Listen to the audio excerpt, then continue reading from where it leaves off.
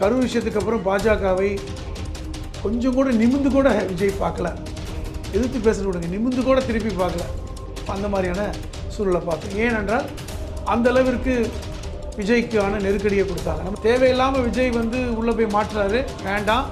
நானே நம்ம இந்த ஊடகத்தில் இதே நம்ம மீடியாவில் பேசும்போது சொன்னேன், தேவையில்லாமல் மாற்றுறாரு விஜய், இது அவருக்கு தான் சிக்கல் வரும், நெருக்கடி வரும். இப்போ நடந்துகிட்ருக்கு. இப்போ ஏற்கனவே பாஜக, தினகரன், அவங்க சார்ந்தவர்கள், இவர்கள் எல்லோருமே இடம் தோராயமாக ஒரு 60 இடம் கேட்குறாங்க. நீங்கள் 50ஆவது கொடுக்கணும், அது போயிடுச்சா? இப்போ இருக்கின்ற பேலன்ஸில் விஜய்க்கு எத்தனை இடம் கொடுப்பீங்க? விஜய் 70 இடம் கேட்பார். நீங்கள் என்ன சொன்னீங்க? இதே நோன்பு நேரத்தில் நோன்பு கஞ்சியை குடிச்சிட்டு சொன்னீங்க, எந்த காலத்திலும் நாங்கள் இனிமேல் பாஜகவோட கூட்டணி இல்லை.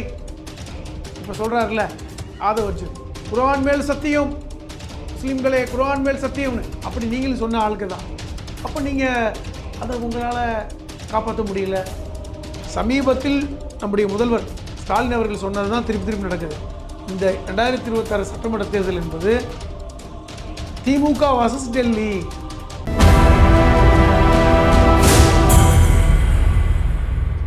உலகெங்கிலும் வாழும் தமிழ் நேயர்களுக்கு வணக்கம்.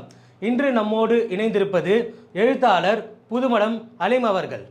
வணக்கம் சார். வணக்கம் சார். இப்போ பரபரப்பான அரசியல் சூழலில் வந்து பல்வேறு கூட்டணி பேச்சுவார்த்தைகள் போயிட்டு இருந்தது. இவ்வளோ நாள் வந்து காங்கிரஸ் விஜய் பற்றின கூட்டணி சர்ச்சைகள் போயிட்டு இருந்தது. இப்போ காங்கிரஸ் வந்து திமுகவோட ஃபைனல் பண்ணிட்டாங்க, அது வழியாக முடிஞ்சுது. ஸோ விஜய் தனித்து தான் களம் காண போகிறாரு. அவங்க கட்சிக்காரங்களே சில பேர் அப்படி பேச ஆரம்பித்தோன்னே திடீர்னு பார்த்தா விஜய் அவர்கள் வந்து டெல்லிக்கு போயிருக்காரு. அந்த டெல்லிக்கு போயிருக்காருன்ற விஷயம் வந்து சிபிஐ விசாரணைக்காக தான் போயிருக்காரு அப்படின்னா கூட, இன்னொரு பக்கம் வந்து பிஜேபியோட பேச்சுவார்த்தைக்கு தான் போயிருக்காங்க. அதுவும் பிஜேபியோட பிளான் என்னென்னா, இப்போ மத்தியானம் வந்த ஒரு ஃப்ளாஷ் நியூஸில் பிளான் என்னென்னா, எடப்பாடி அவர்கள் வந்து முதல்வராகவும் விஜய் அவர்களை வந்து எதிர்க்கட்சி தலைவராகவும் உட்கார வைக்கிற மாதிரி பிளான்னு சொல்கிறாங்க. என்ன நடக்குது சார்? அது இப்போ விஜய் வந்து இந்த கரூர் விஷயத்துக்கு முன்னாடி பின்னாடின்னு பிரித்து பார்க்கணும். கரூர் விஷயத்துக்கு முன்னாடி வரைக்கும் அவருக்கான கிராஃப் ஏறிக்கு தான் இருந்தது. எல்லாருமே கொஞ்சம் கலகலத்து போனாங்க. விஜய் வந்து ஒரு பெரிய மாற்று சக்தியாக வந்துடுவார், இது வந்து கண்டிப்பாக திமுகவுக்கும் ஒரு பெரிய நெருக்கடி கொடுக்கும்லாம் பேசப்பட்டது. இந்த கரூர் விஷயத்துக்கு அப்புறம் எல்லாமே காட்சிகள் மாறிவிட்டன. நீங்களே பாருங்களேன், கரூர் விஷயத்துக்கு அப்புறம் பாஜகவை கொஞ்சம் கூட நிமிந்து கூட விஜய் பார்க்கல, எதிர்த்து பேசுகிற விடுங்க, நிமிந்து கூட திருப்பி பார்க்கல. அப்போ அந்த மாதிரியான சூழலை பார்த்தோம். ஏனென்றால் அந்த அளவிற்கு விஜய்க்கான நெருக்கடியை கொடுத்தாங்க. நம்ம ஏற்கனவே பல தடவை சொல்லிட்டோம், விஜயை கொண்டு வந்ததே பாஜக தான்.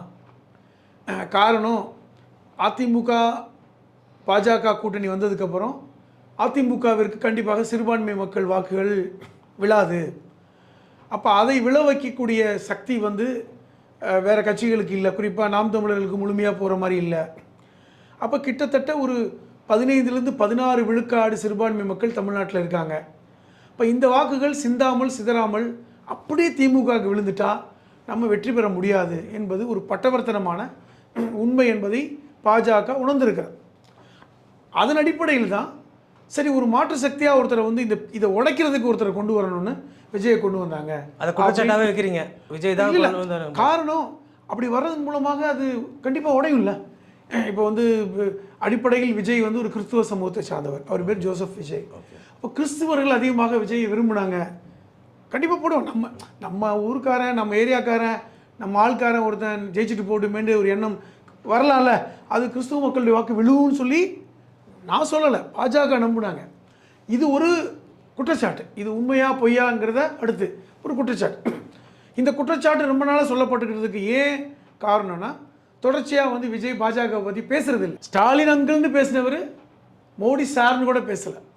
இப்போ எனக்கு தெரிஞ்ச ஸ்டாலின் சார்னு பேசுகிறார். காரணம், இப்போல்லாம் வந்து முதல்வரை அங்கிள்னு பேசக்கூடாது. அது உண்மையும் கூட. அரசமைப்பு சட்டம் வந்து உயர்ந்த பொறுப்பில் இருப்பவர்களை இப்படி விழிக்கக்கூடாது. ஜனாதிபதி, பிரதமர், ஆளுநர் அவரே ஃபீல் பண்ணி சொன்னார், நான் அதை உரிமையில் சொன்னேன். நீங்கள் அது அரசமைப்பு சட்டம் அனுமதிக்கலைங்க. நீங்கள் பிரதமரையோ ஜனாதிபதியவோ கவர்னரையோ முதல்வரையோ உண்மையிலே நீங்கள் அங்கிளாக இருக்கட்டுமே, உண்மையிலே அண்ணனாக இருக்கட்டுமே, நீங்கள் போய் எங்கள் அண்ணன் முதல்வர், எங்கள் அண்ணன் ஜனாதிபதிலாம் சொல்ல முடியாது. அது சட்டம் அனுமதிக்கலை. இதை லேட்டாக யாராவது சொல்லி கொடுத்துருப்பாங்க, ஏன் சொல்லாதீங்க கேஸ் போட்டுற போகிறாங்கன்னு. இப்போ சாருங்கிறது சரியான வார்த்தை. ஸோ ஹானரபிள் போஸ்ட் அது. அப்போ நீங்கள் ஸ்டாலின் சாரை வந்து அதிகமாக விமர்சிக்கிறீங்க. அந்த ஒரு தைரியம் நீங்கள் மோடி சாரை விமர்சிக்கிறதுக்கு உங்களுக்கு இல்லை அப்படிங்கிறது. உங்களுடைய படம் முடக்கப்பட்டது, அது வந்து நீங்கள் 500 கோடின்றாங்க. சின்ன வார்த்தை கூட மோடி சார் படத்தை விட்டுருங்க, தயாரிப்பாளர் பாவம் என்னன்னாலும் பண்ணிக்கிங்கன்னு சொல்லலை, அது போகலை. பல்வேறு சம்பவங்கள், மைக்கேல் பட்டியல் விஷயத்தில் சிபிஐ மைக்கேல் பட்டியலில் வந்து மதமாற்றமே நடக்கலை கொடுத்தது கூட பேசலை.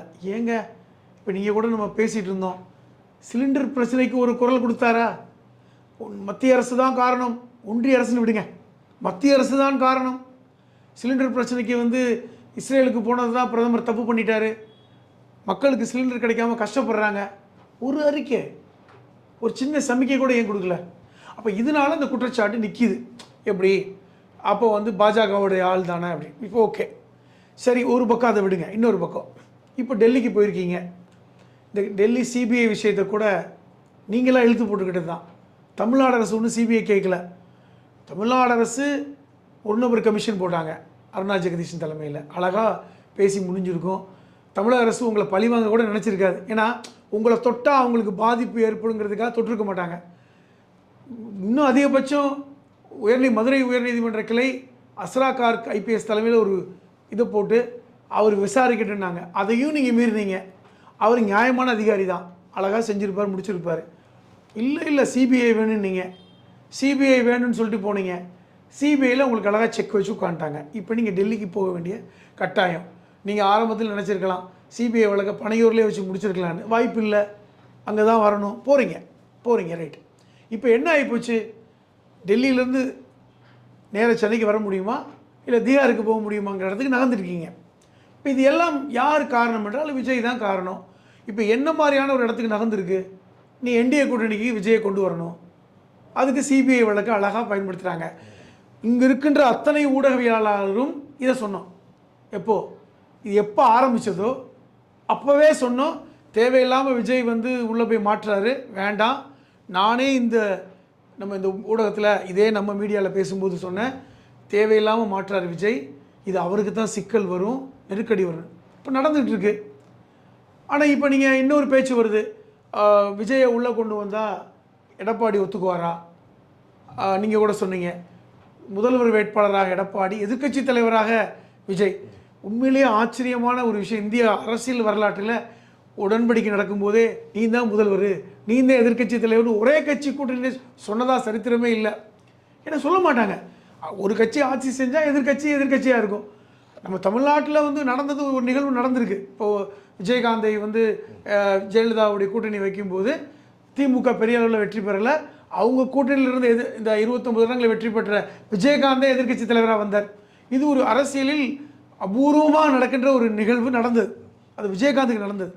அதை காமிச்சு நீங்கள் வந்துட்டீங்கன்னா 200 இடத்துல நம்ம ஜெயிச்சிடலாம், அப்போ வந்து திமுக எதிர்க்கட்சியாகவே வராது, அப்போ வந்து முதல்வராக எடப்பாடியை உட்கார வச்சுட்டு நீங்கள் எதிர்க்கட்சி தலைவராக கொடுத்துட்றோம் அப்படின்னு இப்படி ஒரு ஆசை காமிக்கிறாங்க.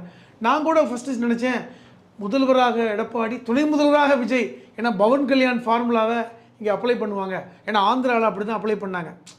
பவன் கல்யாண் துணை முதல்வராக வந்ததுக்கு காரணம் இந்த மாதிரியான ஒரு ஃபார்முலா. அதுதான் அவங்க உண்மையான திட்டமாக இருந்தது. எப்படின்னா நான் கேள்விப்பட்ட பிரகாரம், எனக்கு சில நண்பர்கள் அவங்க இல்லை உள்ளே இருந்து சொன்ன ஆட்கள் என்னென்னா, முதல்வராக வந்து எடப்பாடி, 2 துணை முதல்வர்கள், ஒன்று விஜய், இன்னொன்று நெய்னா நாகேந்திரன், இப்படி ஒரு காம்பினேஷனில்.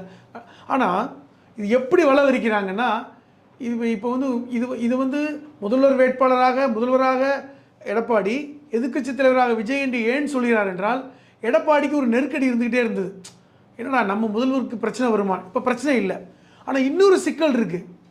இப்போ நீங்கள் என்டிஏ கூட்டணி மட்டும் விஜய் இல்லாமல் இருந்தால் நீங்கள் மெஜாரிட்டியான இடத்துல போட்டிடுவீங்க. அதில் ஒன்றும், அதுவே உங்களுக்கு சிக்கல் தான். இருந்தாலும் உங்களுக்கு ஒரு சேஃப் சைடில் இருக்கீங்க. இப்போ விஜய் வந்தால் எந்த எத்தனை இடத்த கொடுப்பீங்க? இப்போது இருக்கிறது 234 இடம், சரியா? இப்போ ஏற்கனவே பாஜக, தினகரன், அவங்க சார்ந்தவர்கள், இவர்கள் எல்லோருமே எத்தனை இடம்? தோராயமாக ஒரு 60 இடம் கேட்குறாங்க. நீங்கள் 50ஆவது கொடுக்கணும். அது போயிடுச்சா? இப்போ இருக்கின்ற பேலன்ஸில் விஜய்க்கு எத்தனை இடம் கொடுப்பீங்க? விஜய் 70 இடம் கேட்பார். கண்டிப்பாக அவருக்கு இருக்க செல்வாக்குன்னு சொல்லி கேட்பார். அப்போ அப்படி கொடுத்துட்டிங்கன்னா அப்போ நீங்கள் வந்து 100 இடத்துக்கு கீழே தான் நிற்க முடியுமா? அப்போ மெஜாரிட்டி இல்லை. அப்போ தேர்தலை சந்திக்கும் போதே இது கூட்டணி ஆட்சி தான். அப்போ நீங்கள் சொல்லணும், முதல்வர் வேட்பாளர்னு சொல்ல முடியாது, ஜெயிச்சா நாங்கள் கூட்டணி ஆச்சு. அப்போ இது நல்லா கவனித்து பாருங்கள். இந்த கூட்டணி அதிமுக பாஜக கூட்டணி வருகின்ற காலத்திலே அந்த டே ஒன்லேருந்து அமித்ஷா சொல்கின்ற விஷயம் இது என்டிஏ கூட்டணி ஆட்சி. இப்போ திட்டம் புரியுதா? இவர் தான் இல்லை நாங்கள் தான் தனித்து ஆட்சி அமைப்போம், அவங்க ஒன்றுமே சொல்லலை. எடப்பாடி அவர்கள் ஒத்துப்பாரா சார்? ஏன்னா ஸ்டார்டிங்லேருந்து எடப்பாடி அவர்கள் வந்துன்னா ஓபிஎஸ் அவர்களையும் உள்ளே சேர்த்து குறுக்க விடலை, சசிகலா அவர்களையும் உள்ளே விடலை, தனக்கு எதிராக தனக்கு நிகராக யார் யாரெல்லாம் தலைமையாக இருப்பாங்களோ எல்லாரையும் காலி பண்ணுற வேலையை எடப்பாடி அவர்கள் கச்சிதமாக பண்ணார்.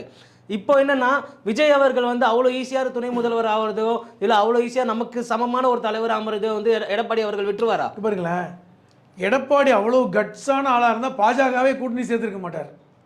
அவர் ஆக்சுவலாக பார்த்தீங்கன்னா, நான் வியூவர்ஸுக்கும் சொல்கிறேன், அடிப்படையில் அவர் விஜயை மட்டும் சேர்த்துக்க நினச்சார். அதிமுக ப்ளஸ் விஜய், பாஜக கூட்டணி தனி என்றால் அவர்களுக்கு வெற்றி வாய்ப்பு பிரமாதமாக இருந்தது. சிறுபான்மை வாக்குகளும் அந்த கட்சிக்கு ஈஸியாக போயிருக்கும். ரொம்ப அழகாக வந்து திமுக எதிர்ப்பு வாக்குகள் சிந்தாமல் சிதறாமல் அதிமுக ப்ளஸ் விஜய்க்கு போயிருக்கும். இதுதான் எடப்பாடியோட திட்டமாக இருந்தது. இதற்கு நடந்துவிடக்கூடாது என்று ரொம்ப வேகமாக முந்திக்கிட்டு வந்து போய் அமித்ஷா வந்து எடப்பாடியை கூப்பிட்டு முடிச்சார்ல. அப்போ எதுக்கு பயந்தீங்க? என்ன நீங்கள் அவ்வளோ ஒரு வீரமாக தைரியமாக இருந்தால் நாங்கள் இப்போ கூட்டணி பற்றி பேச மாட்டோம், தேர்தல் ஒரு மாதத்துக்கு முன்னாடி தான் பேசுவோன்னு சொல்லியிருக்க ஏன் முடியலை? நீங்கள் கூட கேட்குறீங்கல்ல, ஓபிஎஸ்ஸை காலி பண்ணீங்க, சசிகலாவை காலி பண்ணீங்க, அது உங்களுடைய உட்கட்சி விவகாரம் என்று யாரும் தலையிடலை. சசிகலாவோ ஓபிஎஸ்ஸோ செங்கோட்டையனோ தினகரனோ இவர்கள் பற்றி எந்த விஷயத்தையும் பாஜக தலையிடலை. ஏனென்றால் இது அவர்களுடைய உட்கட்சி விவகாரம், எப்படினாலும் தீர்த்துக்கிட்டணும். ஆனால் கூட்டணிக்குள்ளே வந்தே ஆகணும்னு தீர்மானம் எடுத்தது பாஜக. அதை நீங்களாம் மறுக்க முடியல. நீங்கள் என்ன ஆசைப்பட்டீங்க? விஜய் உள்ளே வந்துடட்டும், கொடி பறக்குதான்னு கேட்டு ஆசைப்பட்டீங்க. அப்போல்லாம் வந்து முடிஞ்சிருச்சு கிட்டத்தட்ட நெருக்கி இந்த பக்கம். ஆனால் உங்கள் ஆசை அது, உங்கள் ஆசை என்னென்னா விஜயை சேர்த்துக்கணும், பாஜக விளக்கணும். ஏன்னா நீங்கள் அப்படி தான் சொன்னீங்க. 2024 பாராளுமன்ற தேர்தலில் உங்களோட சிறுபான்மை கட்சிகள் வந்திருந்தாங்கல்ல, எஸ்டிபிஐ போன்ற கட்சிகள்லாம் கூட்டணி வச்சாங்கல்ல, நீங்கள் என்ன சொன்னீங்க? இதே நோன்பு நேரத்தில் நோன்பு கஞ்சியை குடிச்சு சொன்னீங்க, எந்த காலத்திலும் நாங்கள் இனிமேல் பாஜகவோடு கூட்டணி இல்லை. இப்போ சொல்கிறாருல்ல ஆதவர்ஜன், குர்ஆன் மேல் சத்தியம் முஸ்லீம்களே, குர்ஆன் மேல் சத்தியம்னு, அப்படி நீங்களும் சொன்ன ஆளுக்கு தான். அப்போ நீங்கள் அதை உங்களால் காப்பாற்ற முடியல. அடுத்த நாளே டெல்லிக்கு போனீங்க. அப்போ உங்கள் கண்ட்ரோலில் நீங்கள் இல்லை, நீங்கள் நினச்ச மாதிரிலாம் அது நடக்கலை. அடிப்படையில் நீங்கள் பாஜகவோடு கூட்டணி வைக்க விருப்பம் இல்லை, விஜய்க்கும் விருப்பம் இல்லை, எடப்பாடிக்கும் விருப்பம் இல்லை. ஆனால் உங்களுக்கு விருப்பம் இருந்தாலும் விருப்பம் இல்லைனாலும் மேலே இருக்கவன் முடிவு பண்ணுறான், அவன் உங்களை உள்ளே இழுத்துட்டு வந்துட்டான். இப்போ எல்லாமே டெல்லி முடிவு தான். சமீபத்தில் நம்முடைய முதல்வர் ஸ்டாலின் அவர்கள் சொன்னது தான் திருப்பி நடக்குது. இந்த 2026 சட்டமன்ற தேர்தல் என்பது திமுக வர்சஸ் டெல்லி. இப்போ புரியுதா கணக்கு? திமுக வர்சஸ் டெல்லி. டெல்லிக்கு கீழே அத்தனை பேரும் வந்துடுவாங்க. வந்துட்டு இருக்காங்களா? எடப்பாடி இங்கே இருக்காரு, தினகரன் இருக்காரு, விஜயும் உள்ளே சேர்த்து போட்டாங்கன்னா விஜய் ஒத்துப்பாரா சார்? இல்லை அது ஒரு ரூமராக இருக்கும். இவர் ஒத்துக்காரன் தான் சொல்கிறேன். நீங்கள் தீகார் போகிறீங்களா பனையூர் போகிறீங்களா என்ன பண்ணுவீங்க? டெல்லியிலேருந்து உங்கள் ஃப்ளைட் பனையூருக்கா தீகாருக்கா? அந்த மாதிரி நெருக்கடி கொடுப்பாங்க.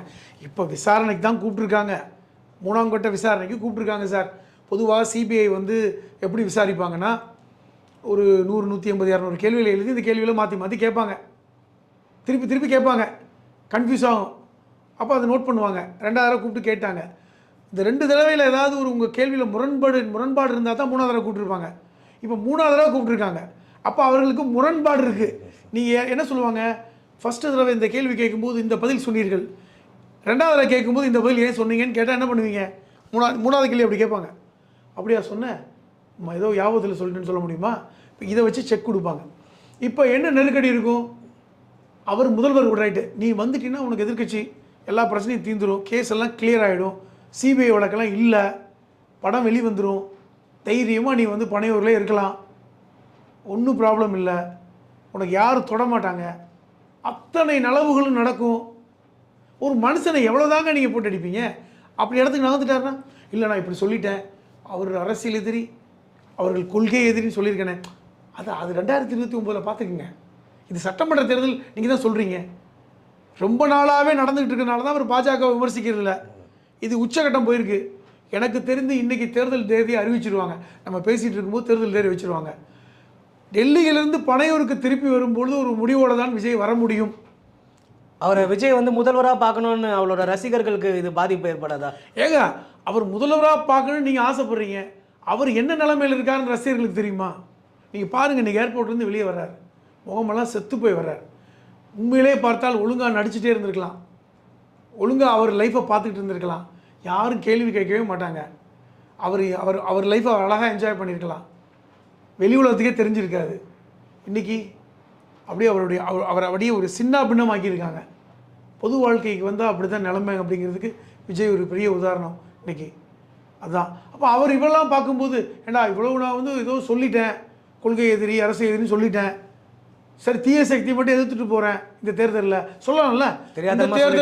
இந்த தேர்தலில் தீய சக்தியை மட்டும் எதிர்ப்போம், அடுத்த தேர்தலில் கொள்கை எதிரி எதிர்ப்போம் அப்படின்னு நிலைமை வேண்டார்னா, இது ஒரு கொள்கை கூட்டணி அல்ல, இது வந்து இது ஒரு பொது எதிரியை வீழ்த்துவதற்காக ஒன்று சேர்ந்த ஒரு கூட்டணி, இது இந்த தேர்தலுக்கு மட்டும் அப்படின்னு வந்தார்னா, போகிற பக்கம் பார்த்தா தெரியாமல் கொள்கை எதிரி சொல்லிட்டேன் அப்படின்ற மாதிரி அது மறைச்சிருவாங்க அரசியலில். இப்போ இந்த மாதிரி வரலாம். அது சரி, தளபதிக்கு பிரச்சனை வருது, என்ன பண்ண முடியும்? ஆனால் அந்த கூட்டணி ஜெல்லாகாது கண்டிப்பாக. வந்து இது வந்து எடப்பாடிக்கும் லாபம் இல்லை, விஜய்க்கும் லாபம். ஏன்னா விஜய்க்கு என்ன லாபம்? இந்த கேஸ் பிரச்சனை அந்த பிரச்சனைலாம் தீரும். பாஜகவுக்கு லாபம், அவர்களை பொறுத்தவரை கூடுதலாக ஓட் ஷேர் கிடைக்கும். டிஎம்கேக்கு ரொம்ப டஃப் அஃப்கோர்ஸ், அது இன்னும் கொடுக்கும். ஆனால் ஒரு பக்கம் என்ன நினைப்பாங்க, டே 2 பேருக்கும் போட்டி ஒரு மாற்றாக வந்த நீனே இப்படி சொல்லிட்ட அப்படின்னு இன்னும் கோபம் மக்களுக்கு ஏற்படலாம். அதுவும் நடந்தாலும் நடக்கலாம், எது வேணாலும் வாய்ப்பு இருக்கிறது. மொத்தத்தில் இன்னொரு இந்த டெல்லியிலேருந்து திரும்பி வரும்போது நமக்கு ஒரு புது தகவல் கிடைக்கும்னு நினைக்கிறேன். இறுதியாக ஒரே ஒரு கேள்வி சார். ஆதவ் அர்ஜுனா அவர்கள் நடுவில் கொடுத்த அந்த ஸ்டேட்மெண்ட்டு என்னென்னா, ரஜினி அவர்களை வந்து பயமுறுத்தி பின்வாங்க வச்சுட்டாங்க, திமுக தான் அதை பண்ணாங்க அப்படின்ற மாதிரி ஒரு ஸ்டேட்மெண்ட் கொடுத்துருக்காரு. இதை வந்து 2 விதமான கண்ணோட்டத்தோடு பார்க்குறோம். என்னென்னா, ரஜினி அவர்கள் உண்மையிலேயே பயந்தாரா அப்படின்ற ஒரு கேள்வி இருக்குது. ரெண்டாவது என்னென்னா, இது மாதிரி ரஜினி அவர்கள் பயந்துட்டாருன்னு சொல்கிறது மூலிமா விஜய் அவர்களுக்கான ரஜினி ரசிகர்கள் ஓட்ட அது இழக்கிறதுக்கான வாய்ப்பு இருக்குது. அதாவது இது நம்ம பேசியிருக்கோம், ரஜினி வந்து இதில் சிக்கினால் தவறு மாட்டிக்குவார், அவருக்கு ஹெல்த் இஷ்யூஸ் நிறையா இருக்குது. எங்க ரஜினி இது மாதிரி உள்ளே வந்து இப்படி அலைஞ்சாருன்னா அவர் ஹெல்த் இஷ்யூஸ் பிரச்சனை, அவர் கிட்னி வேறு பிரச்சனையெல்லாம், அவர் அந்த மருத்துவத்துக்கு சிங்கப்பூருக்கு போயிட்டு வந்ததெல்லாம் நம்ம பார்த்தோம். அவரே வெளிப்படையாக எனக்கு ஹெல்த் விஷயம் விட்டுருங்க, ஏன்னா அவரையும் வலுக்கட்டாயப்படுத்தினாங்க. உண்மையில் அதுதான் ஆதவ் அர்ஜுன் சொல்கிறது ஒரு பகுதி உண்மை. எந்த பகுதி உண்மை? ரஜினியை ட்ராப் பண்ணாங்க. ஆனால் இன்னொரு பகுதி என்னென்னா, ரஜினிக்கு பதிலாக விஜயை கொண்டாந்து மாட்டி விட்டுருக்காங்க. அதை ஒத்துக்கணும்ல. இப்போ ரஜினி தப்பிச்சிட்டாரு, விஜய் மாட்டிக்கிட்டார், அதை ஒத்துக்கலாம். ஆனால் ரஜினி கோலை இல்லை, ரஜினி புத்திசாலி. என்ன புத்திசாலி? தேவையில்லாமல் இவங்ககிட்ட சிக்கிறதுக்கு முதல்வர் பதவியெல்லாம் தேவையில்லை, நிம்மதியாக இருந்துட்டு போகிறேன், எனக்கே 70 வயசு ஆகிடுச்சு, இருக்கிற காலத்தில் நிம்மதியாக இருந்துட்டு போகிறேன்னு ஒரு எடுத்த முடிவு என்பது அவர் புத்திசாலித்தனமான முடிவு. உடல் ரீதியாகவும் அவருக்கு பிரச்சனை இருந்தது. அவர் ரஜினி எல்லா கட்சியோடும் நெருக்கமாக இருந்தார், திமுகவோடும் நெருக்கமாக இருந்தார், அதிமுக மினிஸ்டரோடு நெருக்கமாக இருந்தார். அவர் அந்த உறவே போதும், இடையில அவருக்கு பிரச்சனை வந்தது, இப்போ அவர் நிம்மதியாக இருக்கார். அப்போ அவர் புத்திசாலித்தனமான முடிவெடுத்தார், கோலை அல்ல. விஜய் அந்த நெருக்கடிக்கு பலியாகி விட்டார், அந்த நெருக்கடியை தாங்க முடியல. இன்றைக்கி நெருக்கடியுடைய உச்சம்தான் இன்றைக்கி டெல்லியில் உட்காந்துருக்காரு. தீகாருக்கு போகிறதா பனையூருக்கு போகிறதா நீங்களே முடிவு பண்ணுங்கன்னு இன்றைக்கி அவங்க ஒரு சாய்ஸ் கொடுத்துருக்காங்க. இது கண்டிப்பாக விஜய்க்கு ஒரு பெரிய நெருக்கடி தான். நிச்சயமாக சார், உங்களோட பொன்னான நேரத்தை ஒதுக்கி எங்ககிட்ட கருத்துக்களை பகிர்ந்ததுக்கு ரொம்ப நன்றி சார். நன்றி.